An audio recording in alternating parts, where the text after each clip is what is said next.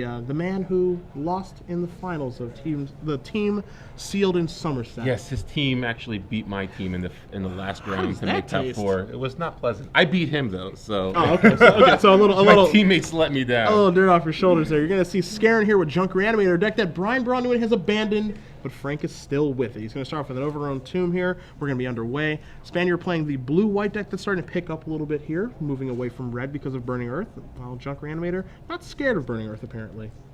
And Frank starts off with an Arbor Elf, which pretty good. Obviously, it's not exactly like the old Reanimator decks that we're familiar with, where it's still mana hungry, but it doesn't play nearly as many mana creatures as it did in the past. Although his list looks like he's going with the full 8. He's splitting 3 Arbor Elf and 1 Elvish Mystic.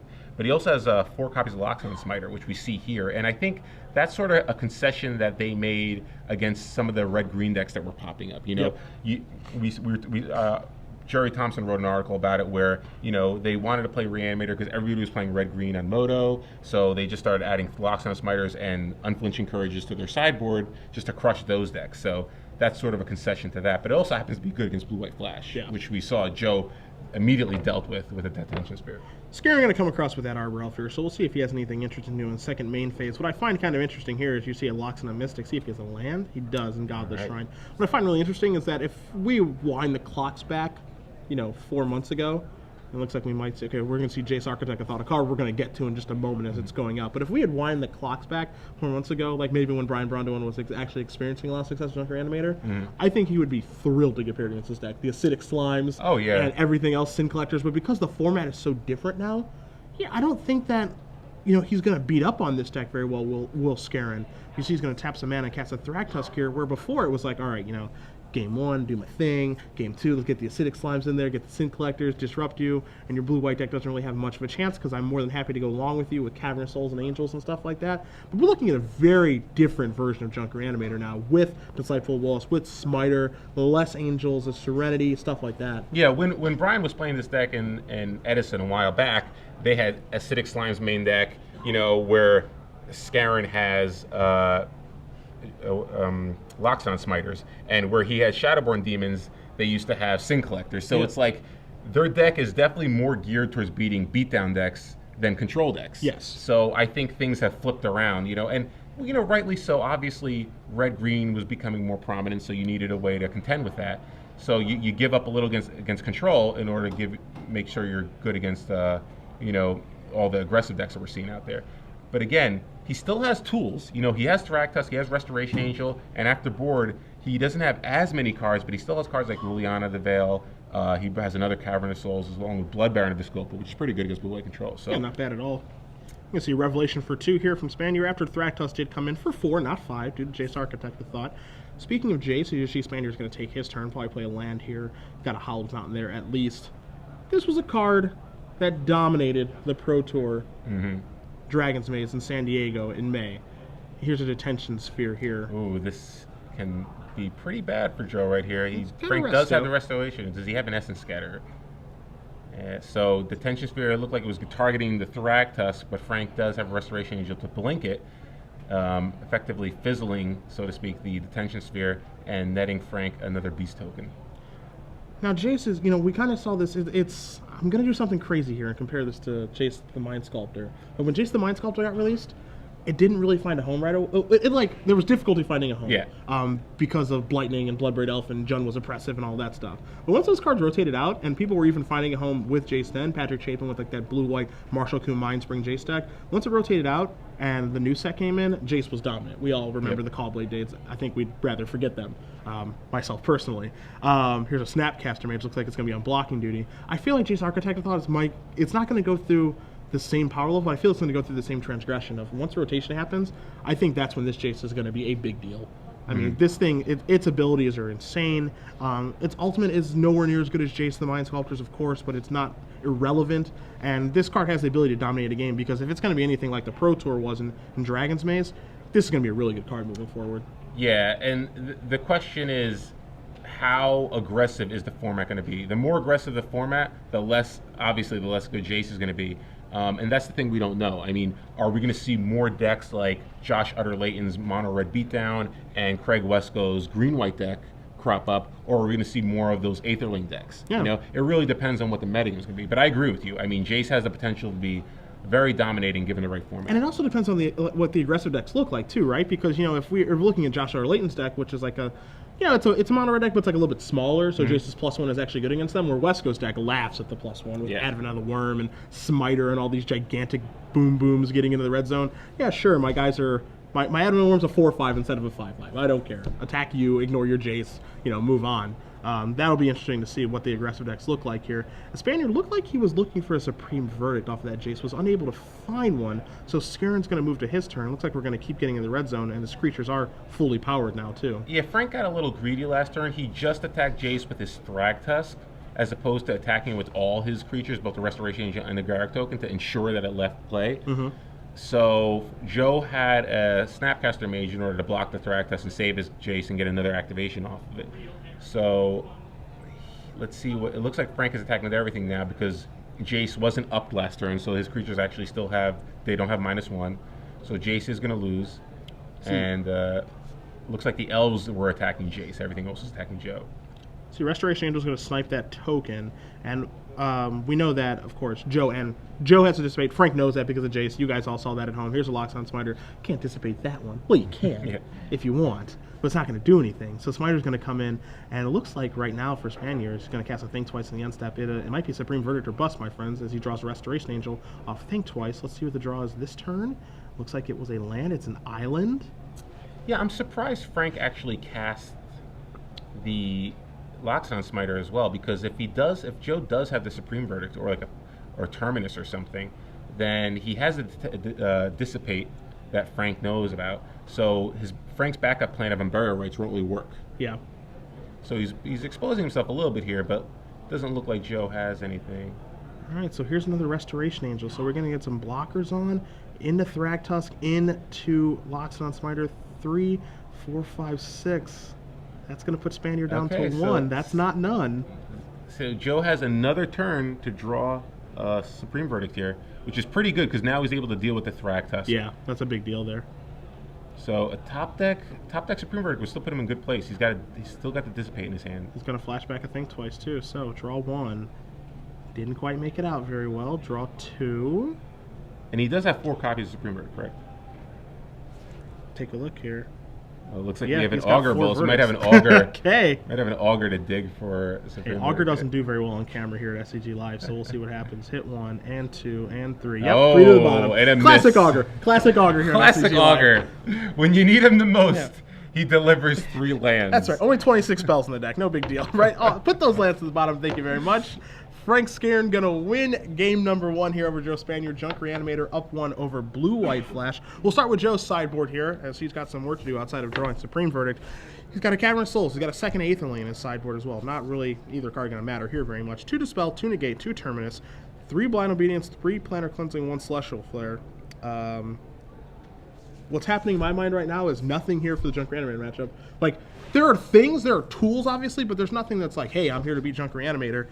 Yes, he could use Planar Cleansing, I suppose, or Terminus, but those effects aren't really great against Junk Reanimator. Those overpriced Wrath effects, that's not really what they're there for.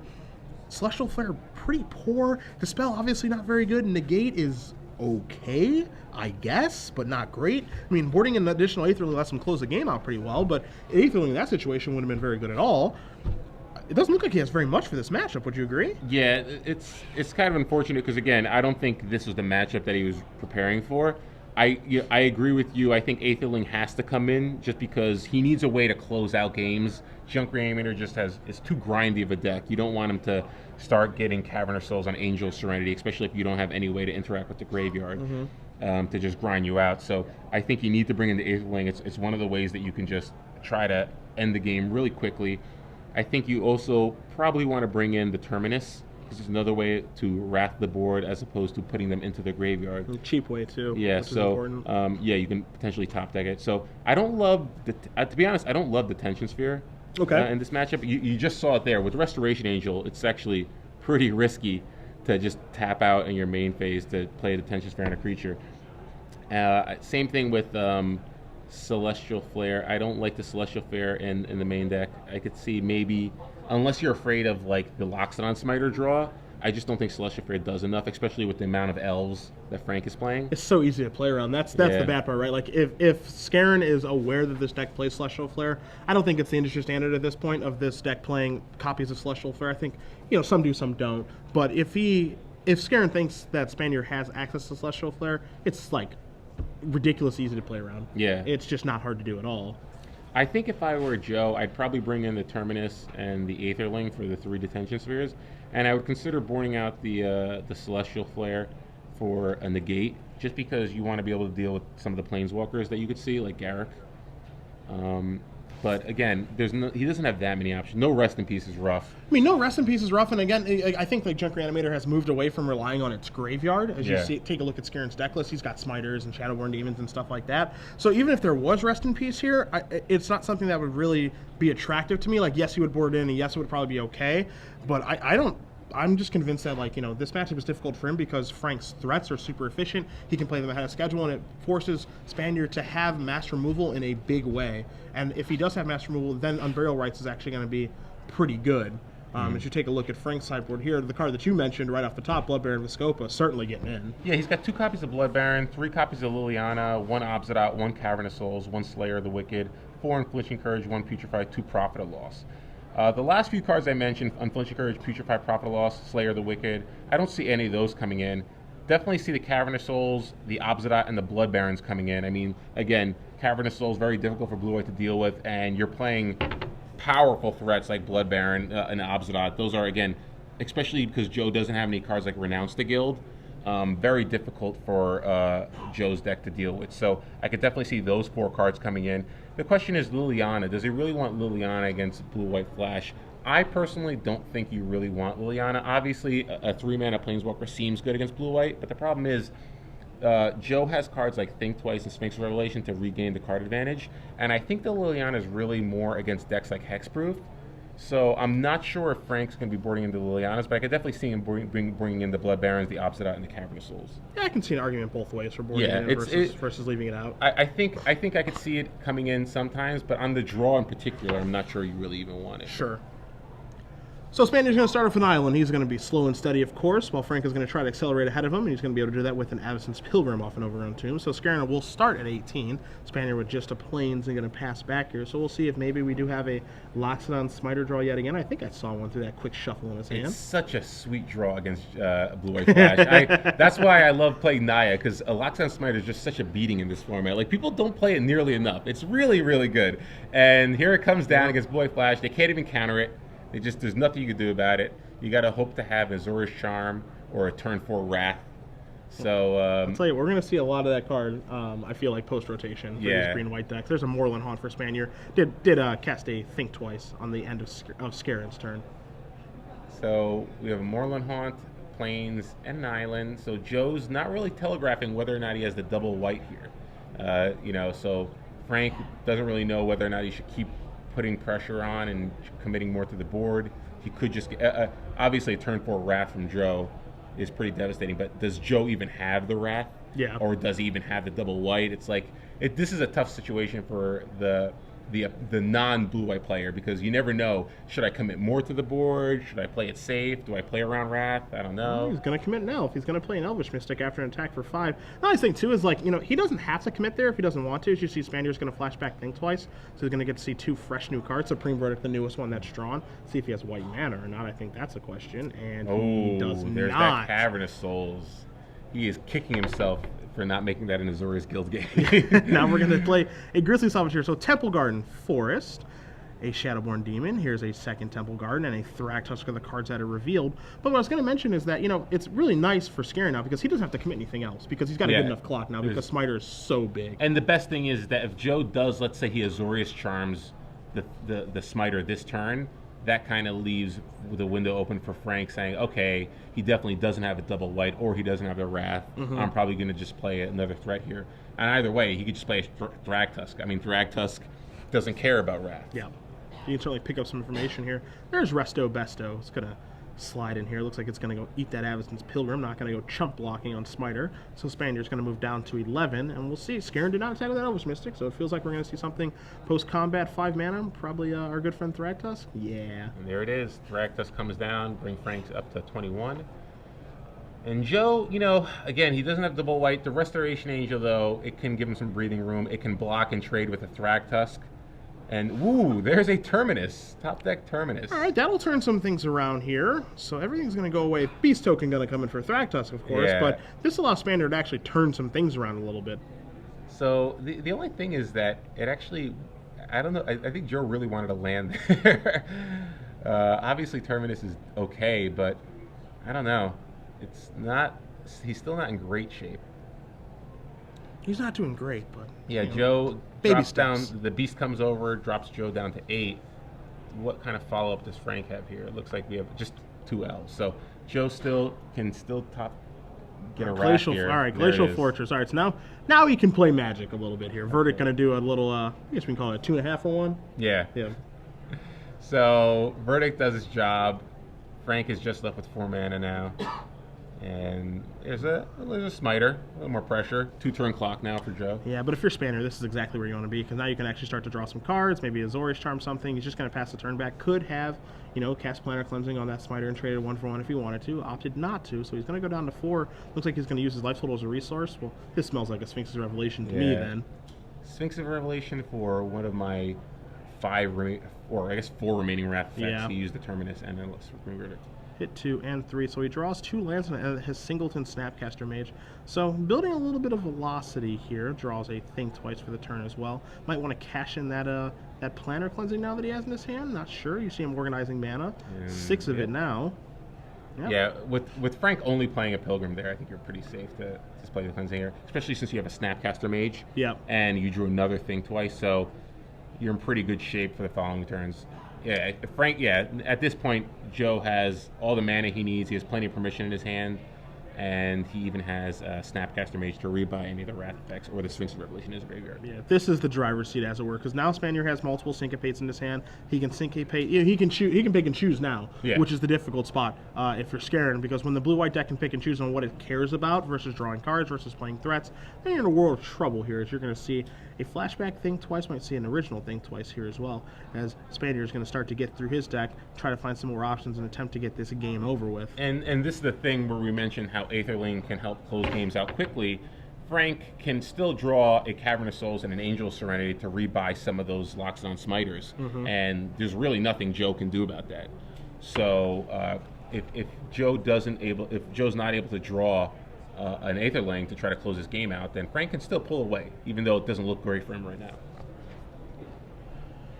So we see Spanier just pass the turn back after playing that Hallowed Fountain. Skarren does have a couple of cards in his hand, none of which seem all that intimidating from his body language.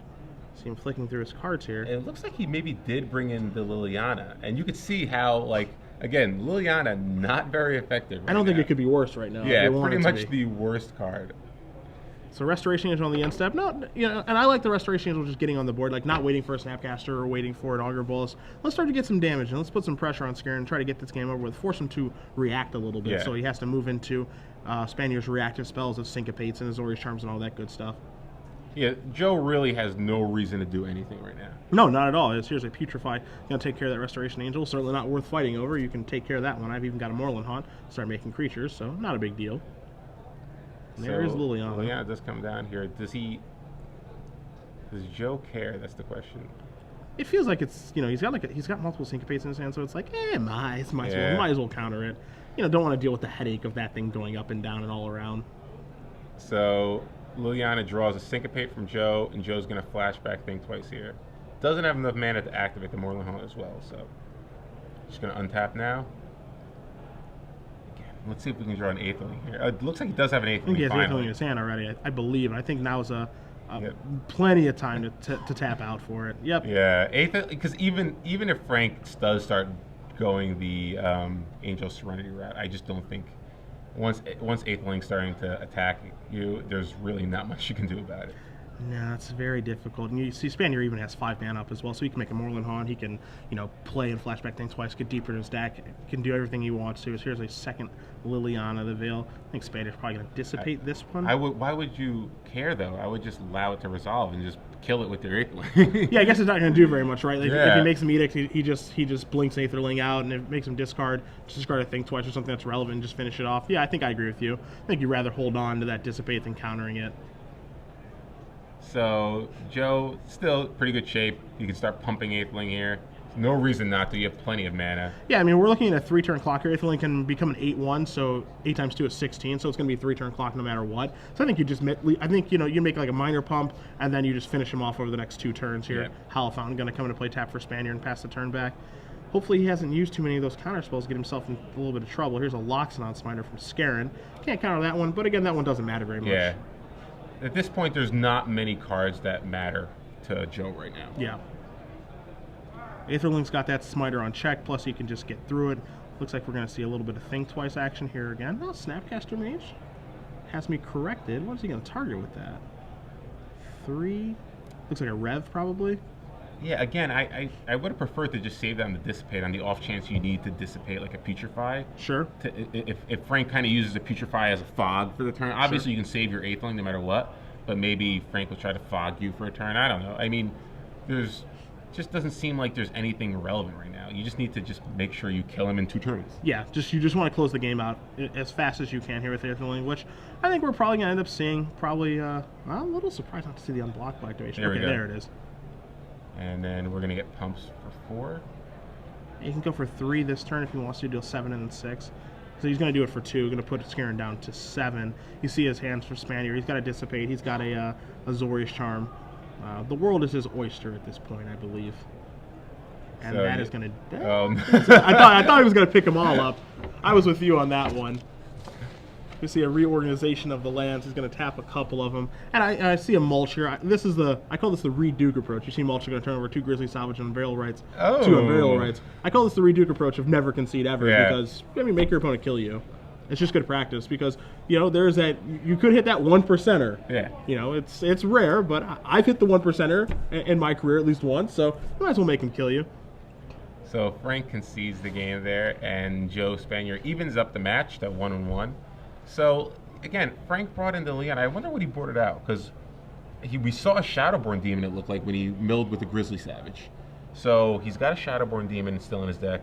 Obviously, he has all his elves. Loxodon Smiter still there, Thragtusk, Restoration Angel. We saw the Grizzly Savage. We saw a Putrefy. We saw a Mulch. So I'm wondering what he boarded out.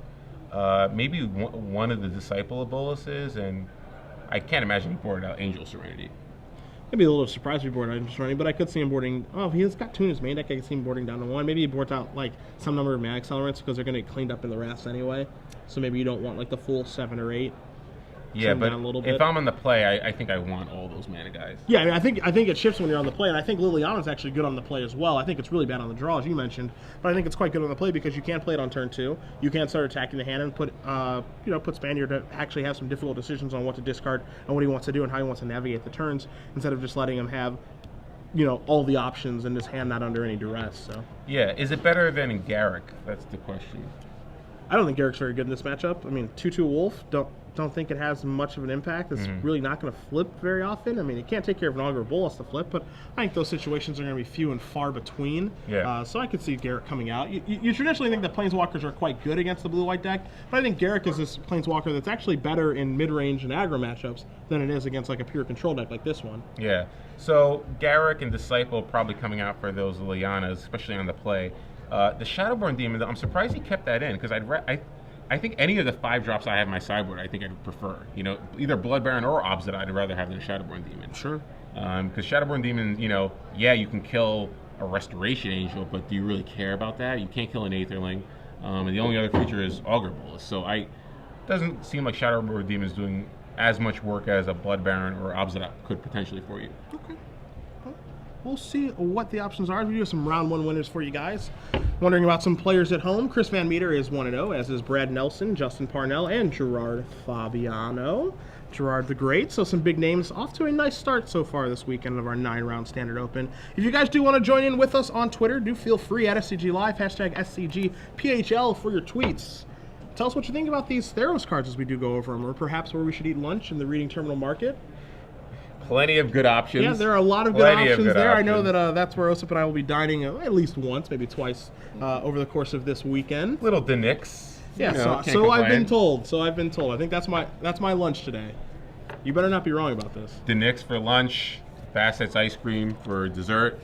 Or second lunch. Second lunch. Yeah, I have no shame. So. Linner, Linner. Absolutely. We'll see. You've been talking Denix up. You've been talking it up. Pretty good, solid. All right. I've walked by Bassett's a lot, but I've never been before. It's ice cream. It's ice cream. You can't really go wrong with ice cream, but it is fantastic ice cream. Okay, good. So both players taking a look in their 7. Skarren's going to go down to 6. Looks like Spanier's happy enough with his 7. So it looks like going to be 1 mulligan here so far. Yeah, this isn't one of those matchups where you need to aggressively mulligan. So if Frank's mulliganing, it's not to try to get to a mana elf. It's just he probably just didn't have any lands. Yeah. So, again, I'm not sure who's favored because I think it seems like Joe might be favored just because the game 1. I think he got a little unfortunate to not draw a Wrath Effect. Yeah, me too. He saw a decent number of cards in his deck. If he drew a Wrath Effect, I think the game's probably heavily in his favor. And in game 2, he was firmly in control. He was in the driver's seat pretty much the whole time. I mean, It looks scary because he didn't have double white early, but even still, I think that was sort of just unfortunate. Yeah, that's kind of unlucky that he doesn't have double white in that situation. I think there are draws that Frank can get that put a lot of pressure on Joe. Like, obviously, a turn to Liliana the Veil is going to be pretty impressive. But or a Smiter.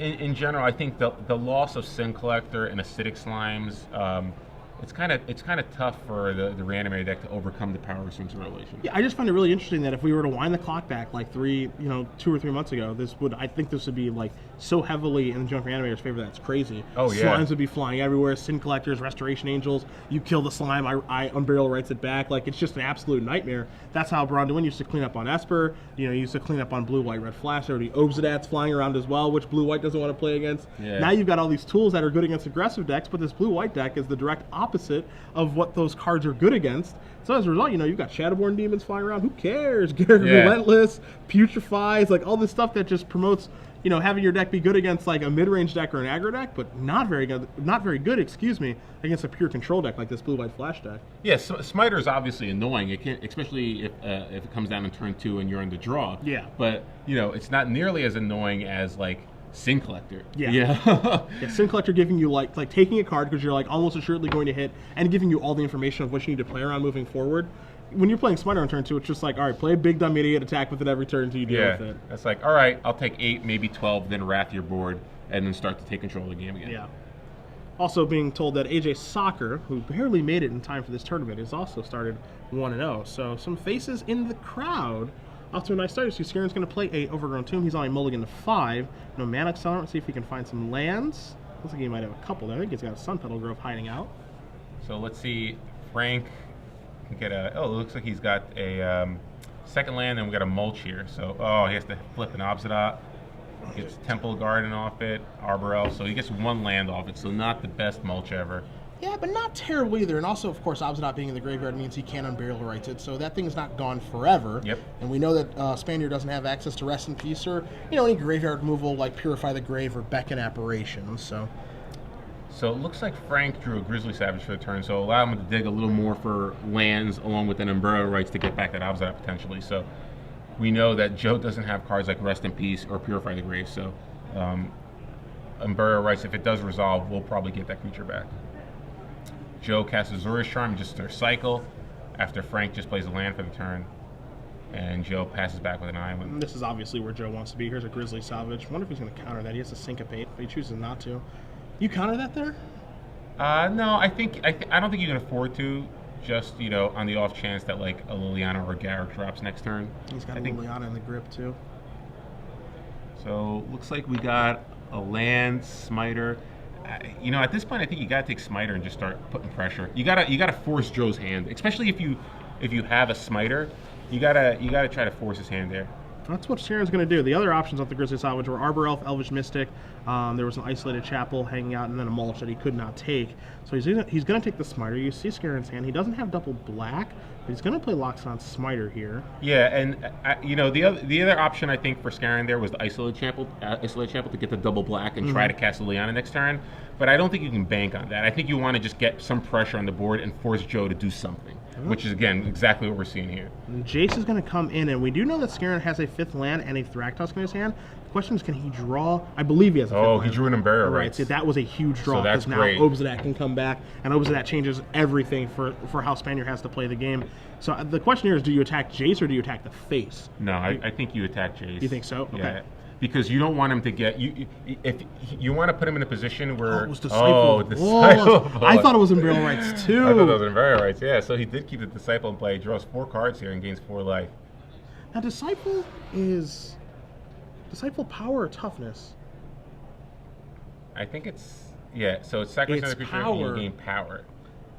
But because of Jace, he should only draw 3 cards, not 4. Oh. So we are going to have to mention that to the judge right now because he's drawn 1 too many cards because the Jace trigger happens. I'm not sure if they're going to be able to rewind the game state or not at this point, as they are far past that point. Certainly accidental there by Skarren. I don't even honestly. If the judge lets him go back, I prefer to go back and just cast the Thragtusk anyway. I think Frank should hope that the judge forces them to go back, which of course is impossible at this point. But yeah, because like look what happens here. You basically have a 1-power creature attacking now. You drew 4 cards, but does it really matter? I mean, you could have had a Thragtusk and a Loxodon Smiter in play. Yeah. Like sometimes people try to be too tricky. Let's not forget, attacking is the best strategy. Yeah, that's what Magic's all about. You must attack. Yeah. Now they're going to check what Jace says, so we'll bring Jace up on the screen because it does say attacking creatures get -1, -0. My assumption is that this is going to happen until end of turn, which it does say. It gets -1, -0 until the end of turn. So Smiter is going to be a 3/4. It would knock Jace from 5 down to 2. And so it looks like what they're going to do is they're just going to take a random card and put it back on top of his deck. Add a little element of excitement. So a random card is not a Thragtusk or an Angel Serenity. So Disciple comes over, knocks Jace down for 2, I believe. I think if he has a Thragtusk, I mean, if he has a Thragtusk, I think he's going to play it. Yeah. You know, he can't play around counter magic at this point. At least I don't think he can. Looks like he's going to go reaching for. Oh, he's got Smiter. Wow. Okay. So pretty good draw here from Frank. Well, he did draw 4. Sure. Or technically 3, but so we'll Smiter comes down. We'll say 3.5. We'll say 3.5. How about yeah. that? So this is a tough spot for Joe here. He's going to have to force that. He's just cycling a Azorius Charm. He doesn't even have a double white for a Supreme Verdict. Even if he does have a Supreme Verdict, Frank could drop an Angel Serenity and just get back all his creatures. So it looks like he did draw planes. Frank's should snap block here. Literally can't block fast. Smells what's cooking. Yep. And so here is your verdict. Going to clear everything up. And I think Jace is going to tick on up to 3 because you want to leave that around. So that's what's going to happen for the Architect of Thought. Going to pass it back to Skarren, who's going to draw his card for the turn. He's going to draw that mystery card that was put back. I use mystery liberally there. Here is now a, looks like Angel Serenity. Angel Serenity comes down, and Disciple, Smiter, Obsidian, perhaps? I think you got to go for Obsidian. That's going to go. Yeah, he went all the way to the back of his graveyard. So There's a Smiter. Okay. Straight up the curve, 3, 4, 5 drops. So good follow-up to if Joe is able to answer the Angel eventually. It doesn't matter. Frank's going to be able to reload his hand. So Joe draws here. It looks like he's going to Factor Fiction, or mini Factor Fiction with Jace. Frank has the option now. You can give him a Ghost Quarter and a Glacial Fortress, or just an Azorius Charm. I wonder how you split this, because you know that Spanier's been having a little bit of mana issues here. He's going to split land versus spells. How do you feel about that split versus just giving him 1 land and an Azorius Charm? So, like, I think maybe you split it Azorius Charm and Ghost Quarter, and then the blue-white land. Would you prefer to do that? I think you have to give him spell and 2 lands there, because do you really want to give him an Azorius Charm is a way to deal with the Angel Serenity. Get your guys back. No? And yeah, you'll get your guys back, but I don't know. I think it's fine there, because even still, maybe he just cycles there. Like I don't think he cares about the Angel just yet.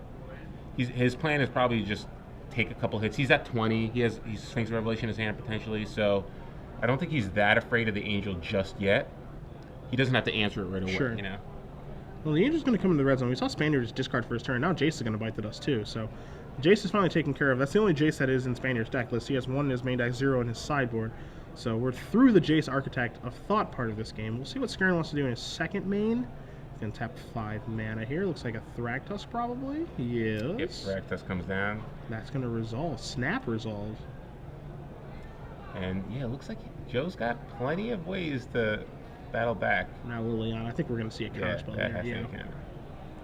Wonder if the sequencing correct there by Frank, because he could have let off a Liliana, and Syncopate could not have happened there, and then Thragtusk gets taken care of by the counterspell. Makes you wonder which card you feel is more important. Is it having the 5/3 or is it having the Planeswalker that's going to start going after Spanier's hand? So this is going to be just a classic matchup. What card is better, Angel Serenity or Sphinx's Revelation? We're going to find out. Yeah, right now. This is, you know, obviously Frank's going to reload once Joe casts a Supreme Verdict, which he does have, but is Joe going to be able to draw enough Wrath effects for it not to matter? Sure. So a bunch of damage comes across. Looks like 10 of it. 10, yeah. Oh, here's an Arbor Elf. The way he slammed that creature down. It looked like he was going to be a big haymaker. This is a haymaker. We got a Revelation here for 4. it looked like a lot of lands. Yeah, Moorland Haunt among them. But we know that Spanier does have multiple Wrath effects in his hand. He has multiple Verdicts. There's a Plains. He really needs a way to deal with the Obsidian. That's the thing, though. Like, I don't think he has any counter spells. We know he doesn't have Renounce the Hills in his sideboard. Yeah, he's looking for like a Dissipate, so he can go Wrath and Dissipate your Obsidian, potentially. He's got another Sphinx Revelation, but yeah, he just doesn't have... so it looks like he's just passing the turn back. He wants to cast Sphinx Revelation again. See, I don't... Which I kind of like that. Yeah, I actually like that. Because he wants to set up a really good Wrath. Like, I think he knows what's coming. Like, he knows exactly how he should play this matchup. He's effectively seeing Frank's hand, so to speak. Sure. So I actually think that play is fine. You're going to draw 5 cards here, gain 5 life. You're going to go up to 19. So now he goes down. Yeah. So now he's going down to 3. He'll go back up to 8. So I actually like that play. I wonder if Skarren... I guess... Yeah, I was wondering maybe he should activate that Vault of the Archangel, but I'm not quite sure that matters. Looks like he's going to use his mana, too. Is that the Liliana? So Liliana comes down. Joe can't afford to really do anything. He has to cast Sphinx Revelation here. And there's a land.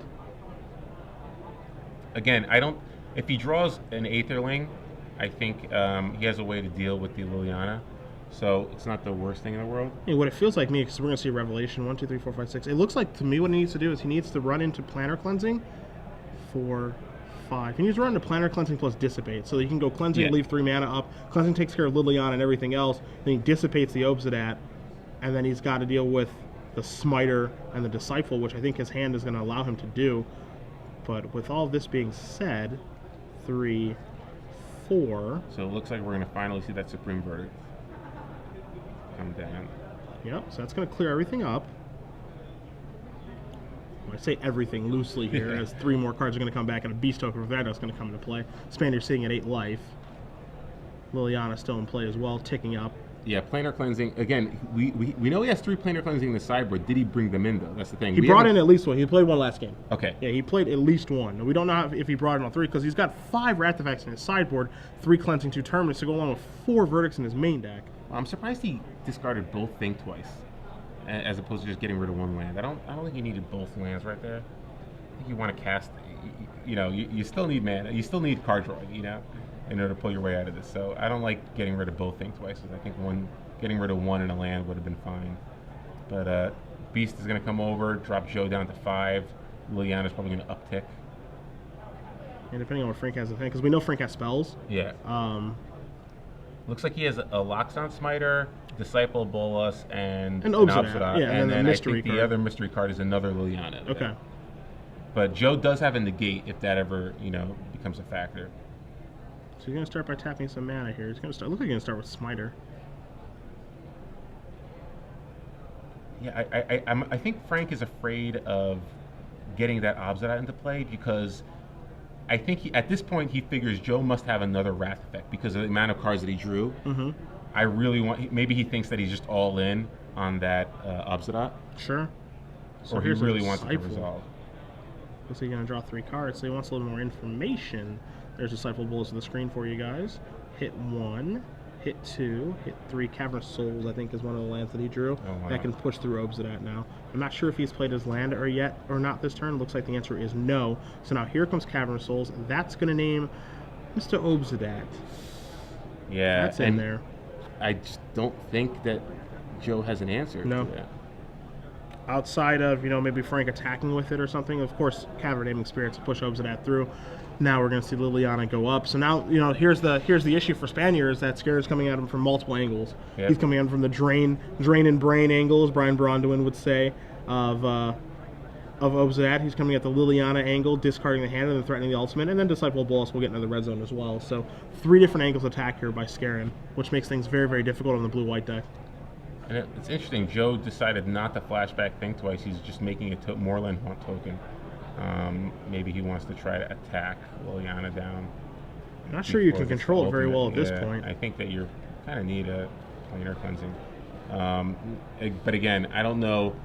I guess his answer to Obsidian is basically Aetherling and then Runner Sphinx's Revelation. Think twice in the Terminus as well. Yeah, think twice in the Terminus. Or Cycle Azorius Charm. So maybe that's one of the reasons he didn't flashback to Think Twice. Yeah. So Obsidian's going to come back. Spanier's going to go down to 1.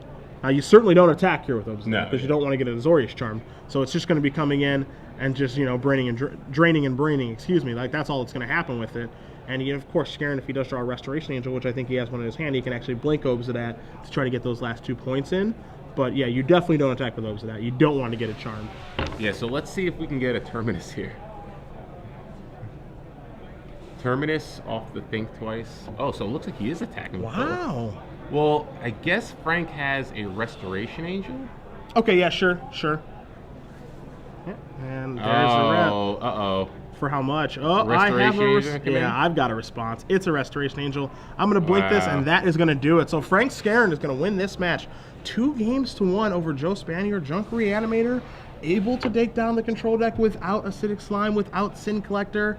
Obsidian looks like it's good enough. Disciple Bolas helped a little bit too. But Blue-White Flash moving on to 1-1. Frank Skarren, Grand Prix Charlotte champion, rather new Star City Games writer as well. 2-0. Good start.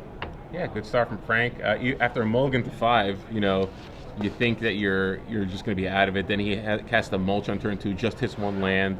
But Disciple Bolas played a big role there. He was able to draw 4 cards, and Joe kind of stumbled on mana a little bit, and Angel Serenity was just too much to overcome. Yeah, and one of the